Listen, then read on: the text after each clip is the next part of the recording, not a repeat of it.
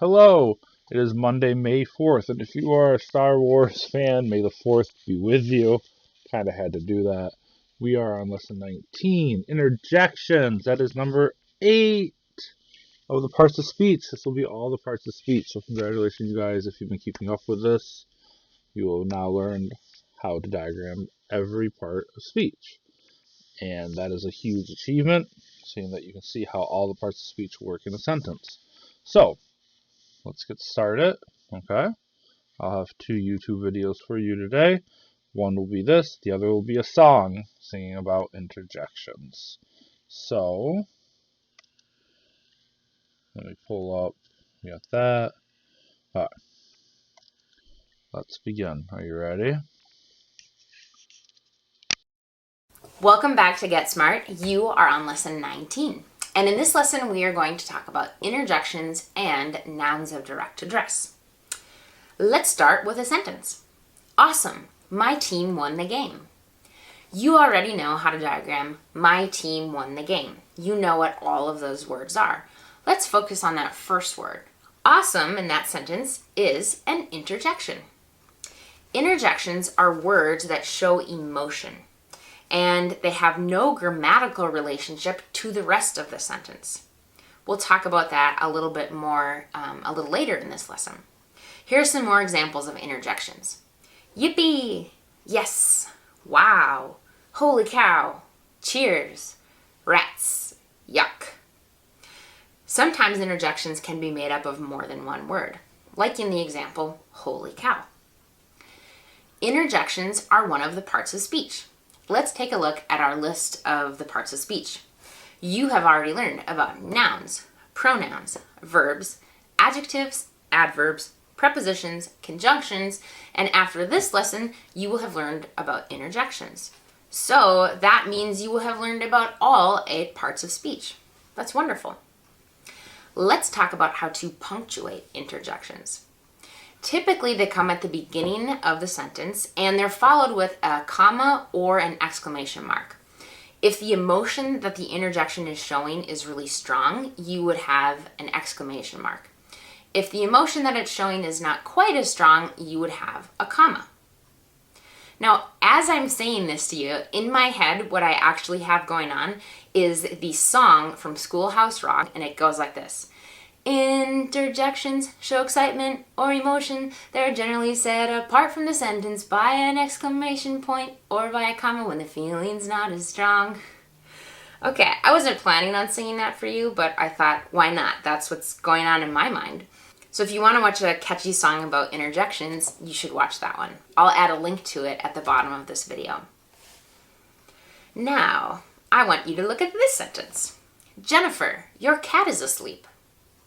Now that sentence started with one word. It has a comma after it, just like our interjection. But notice that the word Jennifer is not an interjection. That's not showing us any kind of emotion. The word Jennifer is a noun. Usually, when we have nouns at the beginning of sentences, they are the subjects of our sentence. Let's look at what Jennifer is. Now, if Jennifer were the subject, that means the verb would have to go with the subject. So, Jennifer is asleep. Nope, that's not what our sentence is saying. The sentence isn't about Jennifer. It's about her cat. The subject in this sentence is cat. So that leaves us wondering, what in the world is the word Jennifer? Well, it's a noun, as you already know, and it's called a noun of direct address. Nouns of direct address are nouns that name the person or people being spoken to. They are not the subjects of sentences. A lot of times we say people's names when we're speaking to them. Mark, come here. John, can you drive? Jennifer, your cat is asleep. We say the person's name, but it's not the subject of the sentence. Keep that in mind.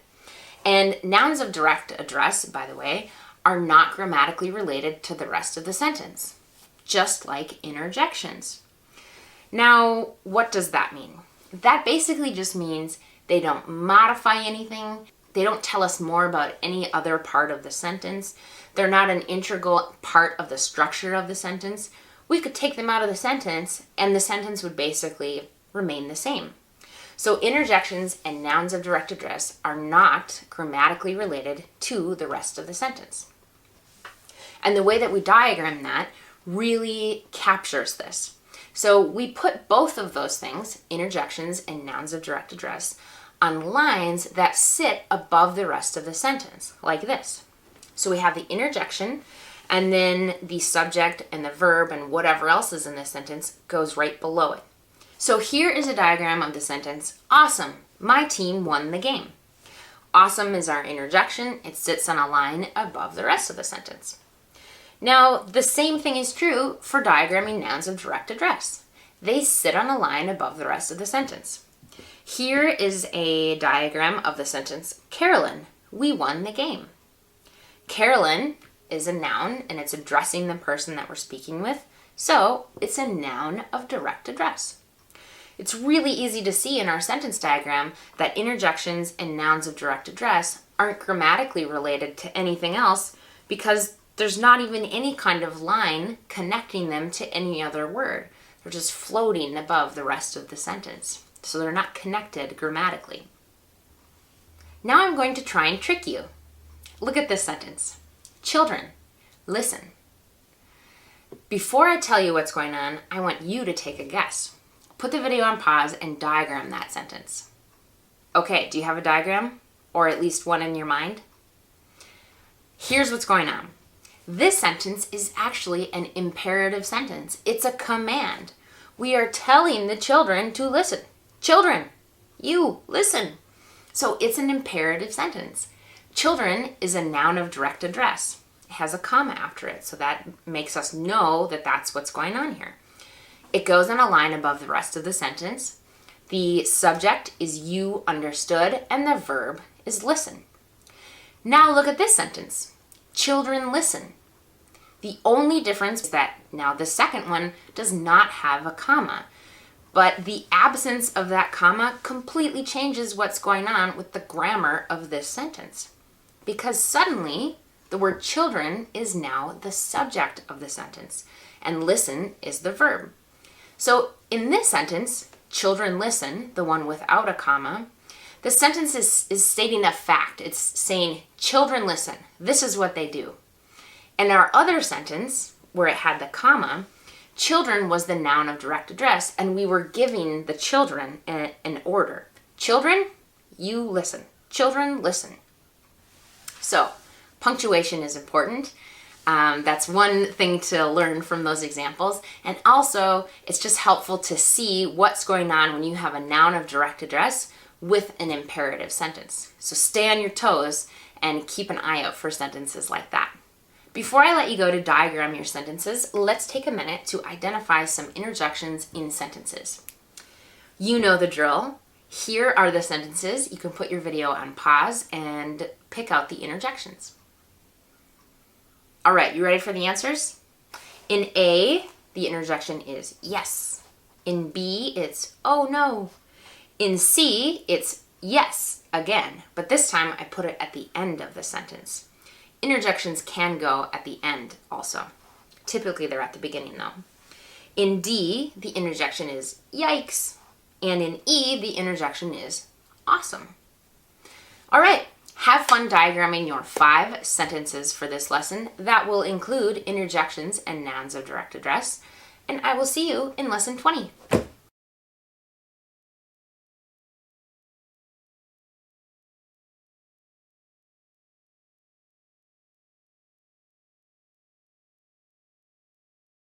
Guys, before I give you your homework, I'm going to add the YouTube video.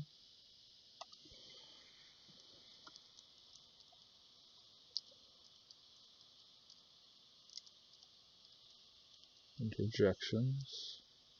Schoolhouse Rock. Alright? So, give this a play. It's not that long. I'm going to play it for you right now. And just give it a listen, okay? The extra 3 minutes, not that long.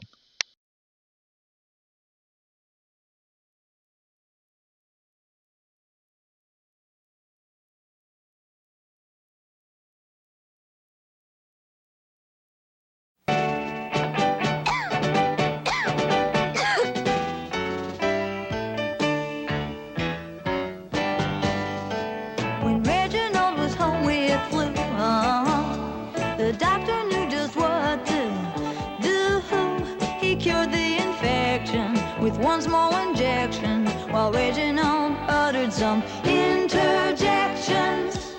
Hey, that's smart! Ouch, that hurts!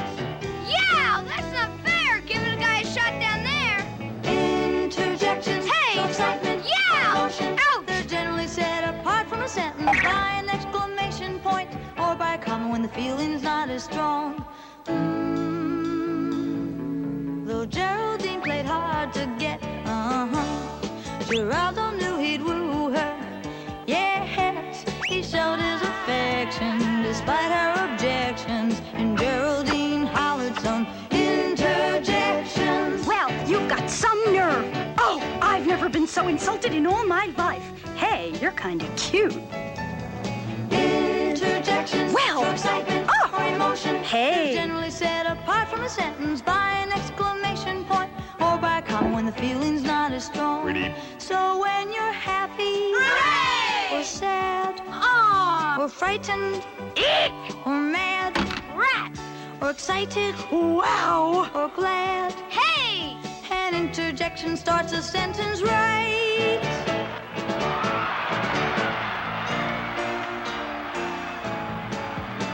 The game was tied at 7-all when Franklin found he had the ball. He made a connection in the other direction, and the crowd started shouting out interjections. Ah, you threw the wrong way. Darn! You just lost the game! Hooray, I'm for the other team.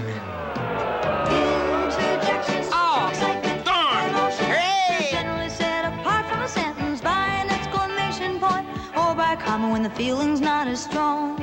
So when you're happy Hooray! or sad Aw! or frightened Eek! or mad Rat! or excited Wow. or glad, Hey! an interjection starts a sentence right. Interjections, Hey! show excitement Hey! or emotion. Hey. They're generally set apart from a sentence by an exclamation point or by a comma when the feeling's not as strong. Interjections, show excitement or emotion. Hallelujah, hallelujah, hallelujah.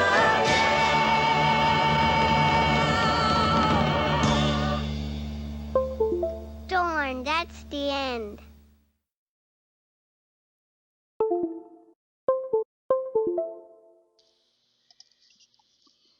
Alright, that's the interjection song. Let me double check that my mic is working. Oh, my mouse isn't working. There we go. Yep, mic's good. Come back here. Now, we're going to come in here and go through our homework for tonight. And that'll be it. Okay? And you will complete it all the 8 parts of speech. Let me make this a little bigger so you can look at that nicely. If you want to give this a little read over, feel free. Here are our parts of speech. You guys did great. Okay. Talks about the punctuation here, commas, and exclamation points. Nouns of direct address, so like saying someone's name. So like, Oscar, please give me, I don't know, your book. The Oscar is our noun direct address. And my mouse is giving me trouble. I'm so sorry, guys.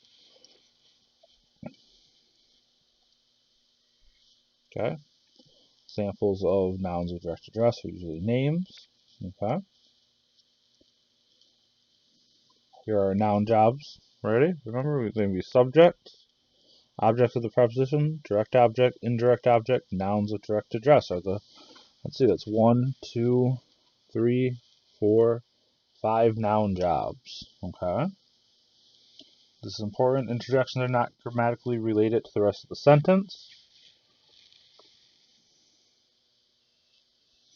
And when we diagram them, we put them on top because they are not grammatically related to the sentence at all. Like, my team won the game is a full sentence.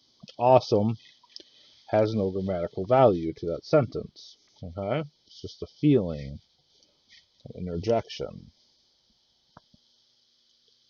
So let's go down here. And we begin with number 1. Holy cow! Jim seamlessly passed Mark the baton during the race. Holy cow! Jim seamlessly passed Mark the baton during the race. Okay, so write that out. Come down to your box. On your blank piece of paper, fill out your box, right? The answer key. Obviously pause the video if you need to. Head down to the next one right now. Number 2. Billy, have you seen my purple socks? Billy, have you seen my purple socks? Write out your sentence. Create your answer key. Okay. Little bonus one here. Name the 5 noun pronoun jobs that you have learned so far. I pointed those out up top. You can take a look at them real quick. Bring this back up here if you haven't paused. Okay, down here, pause. Number 3. Fido, sit in the corner and don't bark. Fido, sit in the corner and don't bark. Okay.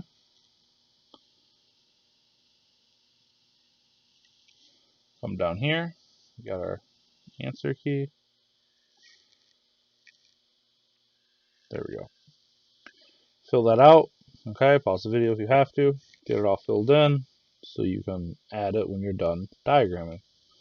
The next sentence. Yes, my favorite show is playing at the local movie theater around the corner. That's a big one. Yes, my favorite show is playing at the local movie theater around the corner. Write out your sentence, diagram it, pause the video, obviously, and then come down here to the answer key, which I am going to have to minimize a little bit.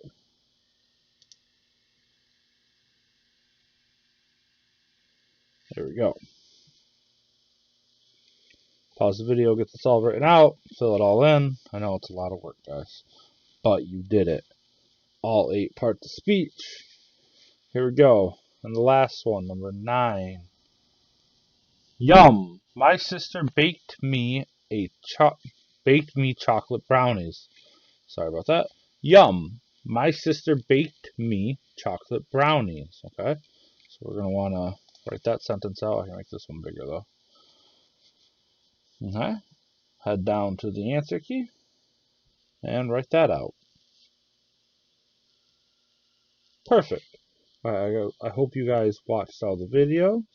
Okay, and I gotta get this uploaded. So keep doing your extra work, workbook, Burlington English. Okay, journals. Okay, watch some TV in English. You guys did amazing. I'm gonna have information for you about testing for next week. We gotta figure all that out. We don't even know if we're able to do it yet. They're running some test trials. And I hope you all are well and safe and just doing well and not getting sick and everyone's doing really well. That's my hope for everything. So, miss you guys. Again, my mouse just messed up. So I can end this video. And, yep, you guys are awesome.